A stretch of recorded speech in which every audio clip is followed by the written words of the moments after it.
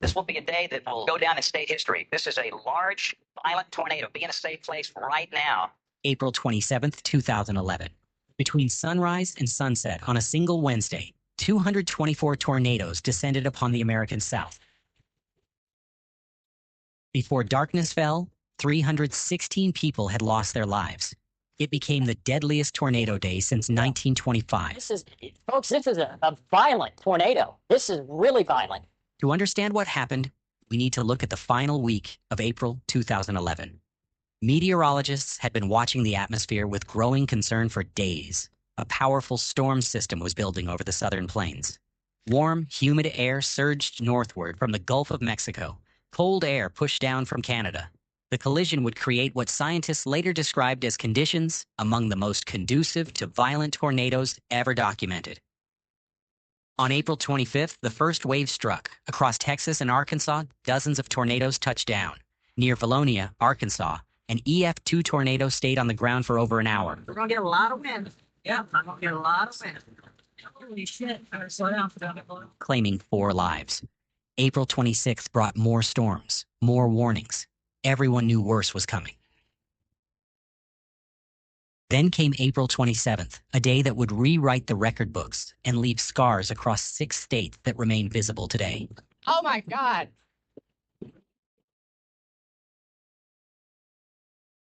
The morning started early. Before most of Alabama had finished breakfast, the first wave of tornadoes had already begun. A squall line swept through the state, spawning nearly 36 tornadoes before 8 a.m. Over 50 people were injured in those pre-dawn hours. A brief calm followed.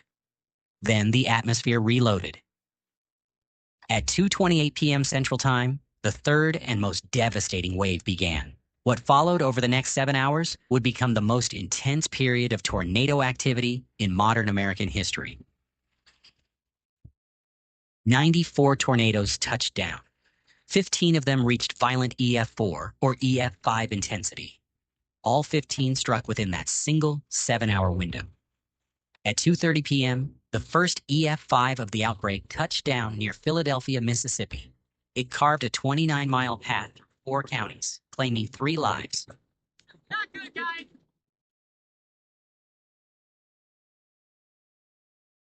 But this was just the beginning. 30 minutes later, at 3 p.m., another tornado touched down in Marion County, Alabama. This one would become a monster. The tornado rapidly intensified as it approached the small town of Hackleburg. Winds reached 210 miles per hour. The enhanced Fujita scale only goes to EF5. This tornado pushed that classification to its absolute limits. Monster.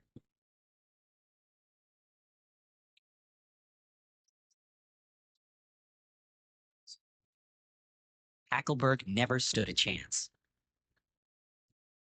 According to the American Red Cross, 75% of the town was destroyed. The Wrangler jeans factory, which employed hundreds of local residents, was obliterated. Pairs of jeans were later recovered over 40 miles away, carried aloft by the ferocious winds. Hackleburg High School was leveled. Oh, that's the school. This is the school right here? That's the school. Gone. Most structures in downtown simply ceased to exist. 18 people lost their lives in Hackleburg alone. But the tornado was far from finished. It continued northeast into the town of Phil Campbell, where the devastation continued. Well-built brick homes were swept completely off their foundations, leaving only bare concrete slabs with anchor bolts still embedded. A 25-foot section of pavement was torn from a road, with chunks of asphalt scattered a third of a mile away. Trees were stripped not just of leaves and branches, but of their bark entirely. Cars were wrapped around the stumps of debarked trees. 21 more people lost their lives in Phil Campbell. The tornado continued its destructive march through Mount Hope, Tanner, and Harvest. A Navy veteran saw the tornado approaching his home. With seconds to spare, he threw himself over his daughter, shielding her with his own body as the house collapsed around them. She survived. He did not.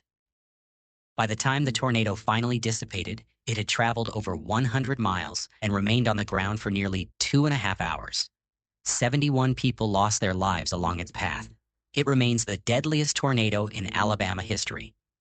While the Hackleburg tornado was still grinding through northern Alabama, another nightmare was unfolding in Mississippi. At 3:47 p.m., an EF5 tornado struck the town of Smithville, Mississippi.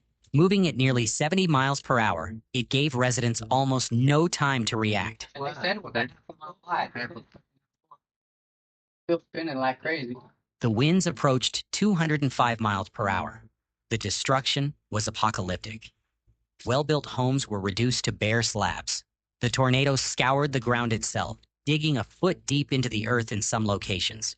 In one of the most remarkable demonstrations of tornado violence ever documented, a red SUV was picked up and hurled half a mile through the air. It struck the town's water tower, leaving a visible dent 130 feet above ground. The vehicle was then thrown another quarter mile before coming to rest, crushed into a ball only a few feet across. 16 people lost their lives in Smithville. The tornadoes kept coming. At 4:43 p.m., another supercell produced a tornado in rural Greene County, Alabama.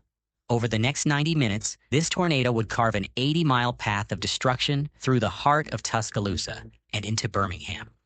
Multiple television stations captured the tornado live as it approached Tuscaloosa. This will be a day that will go down in state history, and all you can do is pray for those people. This is a large, violent tornado coming up on downtown Tuscaloosa. Be in a safe place right now. Cameras tracked the massive wedge as it entered the city limits. The damage path stretched 1.5 miles wide. Winds reached 190 miles per hour. Although rated EF4, many damage indicators suggested winds at the very edge of EF5 intensity. In the Alberta City neighborhood, entire blocks were erased. In Rosedale, well-constructed homes were swept cleanly from their foundations. Cars were thrown hundreds of yards. Debris from Tuscaloosa was later found falling from the sky over Birmingham, more than 20 miles away. 12% of Tuscaloosa was destroyed in approximately 6 minutes. 7,000 people lost their jobs in that brief window. The tornado killed 44 people in Tuscaloosa alone.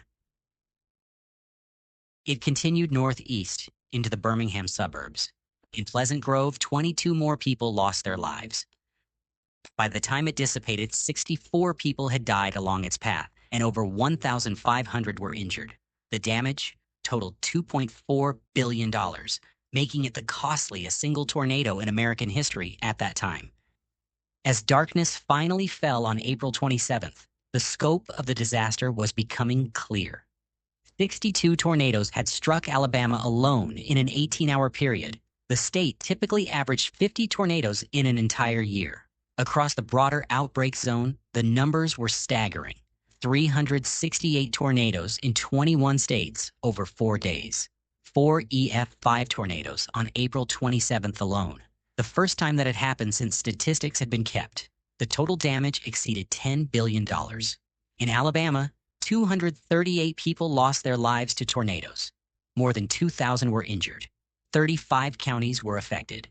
The damage in Alabama alone exceeded $4.2 billion.